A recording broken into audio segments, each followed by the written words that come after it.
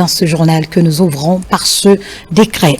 Décret des 2024-167 PRGCNRD SGG portant nomination de haut cadre au ministère de l'Énergie, de l'Hydraulique et des Hydrocarbures. Le président de la République, vu la charte de la transition, décrète. Article 1er. Les hauts cadres dont les prénoms et noms suivent sont nommés dans les fonctions ci-après. Conseillère principale, Madame Aïssata Kaba, consultante en gestion de projet. Conseiller économique, Dr Alassane Ba, consultant en entreprise. Conseiller chargé des questions de l'énergie, Monsieur Mohamed Lamine Kourouma, ingénieur électrotechnicien. Conseiller chargé des questions des hydrocarbures, M. Youssouf Djabi, manager senior. Conseiller chargé de mission, M. Boubacar Diallo, administrateur financier. Article 2. Le présent décret qui abroge toutes dispositions antérieures contraires prend effet à compter de la date de sa signature et sera enregistré et publié au journal officiel de la République. Conakry le 13 septembre 2024, signé le général de corps d'armée Mamadi Doumbouya. À marge du forum sur la coopération sino-africaine, le ministre directeur de cabinet à la présidence a échangé avec les responsables du groupe Tibia sur la finalisation du bouclage financier du projet hydroélectrique d'Amaria. Ce projet est conçu pour répondre aux besoins énergétiques croissants du pays. Fatoumata Kourouma. Lundi 9 septembre 2024, en marge du forum sur la coopération sino-africaine FOCAC, une rencontre décisive a eu lieu à Beijing entre une délégation guinéenne de haut niveau et le groupe TBA, l'un des géants mondiaux de l'énergie. Ce projet phare, qui se concrétise sous l'impulsion du président de la République, son Excellence le général Mamadi Doumbouya, marque une étape cruciale vers l'indépendance énergétique de notre pays. La délégation guinéenne, conduite par le ministre directeur de cabinet de la présidence, président du comité stratégique de Simandou et président de l'accord cadre sino-guinéen d'Iba Diakité, était composée de la ministre du Commerce, de l'Industrie et des petites et moyennes entreprises, Dr Diaka Sidibé, ainsi que du ministre des Infrastructures et des Travaux publics, Mahamadou Abdoulaye Diallo. Cette rencontre ce jour a permis d'aboutir à une avancée significative, la finalisation du bouclage financier du projet hydroélectrique d'Amaria.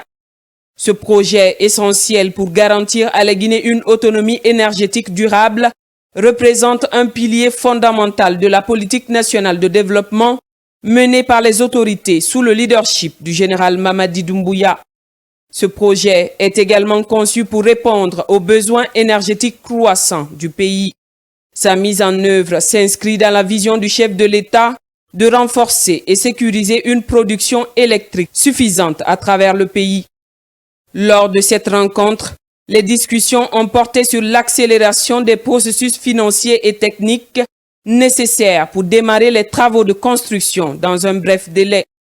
En tant que partenaire de confiance, TBA s'est montré enthousiaste quant à la réalisation de ce projet stratégique pour l'énergie en Guinée.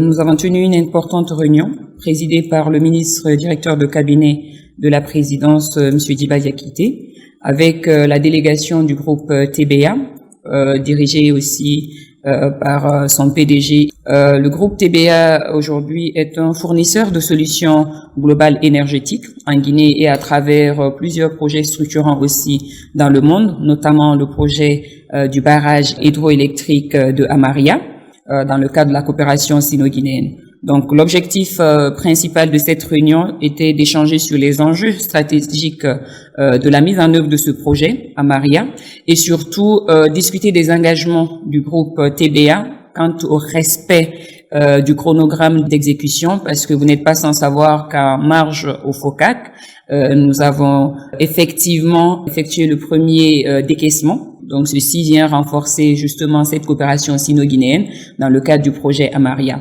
Nous avons eu l'occasion aussi d'assister à la présentation des grands investissements du groupe TBA à travers le monde, dont les parcs industriels au nombre de 21 parcs industriels dans le monde. Et nous avons manifesté notre intérêt dans le cadre de la mise en œuvre du projet Simandou 2040 dans le domaine de l'industrialisation, afin que ces modèles soient dupliqués dans notre pays. Donc, les discussions se sont portées également sur d'autres aspects comme le contenu local et le transfert de compétences et de technologies à travers tout ce qu'ils font actuellement dans leurs unités de transformation en Chine et à l'étranger. Et aussi, nous avons abordé d'autres questions alternatives d'énergie renouvelable, conjointement au projet Amaria qui est déjà financé. Donc, nous nous sommes réjouis des échanges et le ministre directeur de cabinet de la présidence, qui est le président du comité stratégique Simandou et le président de l'accord cadre sino-guinéen, a pu boucler les échanges sur l'invitation envoyée à ce groupe de lancer très prochainement le projet de construction du barrage hydraulique de Amaria ici en Guinée dans les jours et mois à venir. Avec la finalisation du bouclage financier du projet d'Amaria, la Guinée se rapproche de son ambition de devenir une nation énergétiquement autonome. C'est une avancée décisive qui contribuera à l'amélioration des conditions de vie des populations guinéennes tout en stimulant le secteur industriel. Le projet hydroélectrique d'Amaria va s'ajouter ainsi aux nombreuses réalisations du général Mamadi Doumbouya dans le domaine de l'énergie après la mise en service du navire électrique turc pour répondre au déficit en électricité à Conakry. Ces efforts témoignent de sa détermination à résoudre les problématiques énergétiques du pays à court, moyen et long terme.